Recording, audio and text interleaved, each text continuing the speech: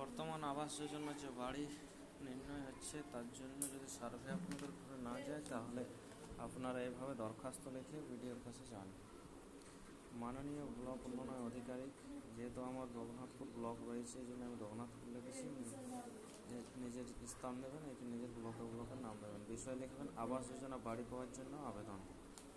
তারপর যেটি লিখতে হবে আপনাদের, মহাশয় আপনার বিনীত নিবেদন এই যে আমি আপনার ব্লকের অন্তর্গত ড্যাশ গ্রাম, আপনার গ্রামের নাম দেবেন এবং পঞ্চায়েতের নাম দেবেন। এখানে একজন বাসিন্দা।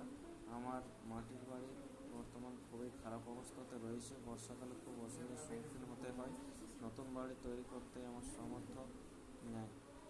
অতএব মহাশয় নিকট আমার বিনীত নিবেদন এই যে সহায় পরিবারের সরকারি সহায়তা একটা বাড়ি তৈরির সুযোগ প্রদান করে উপস্থিত করবেন। আমি আপনার কাছে চিরকৃতজ্ঞ থাকব।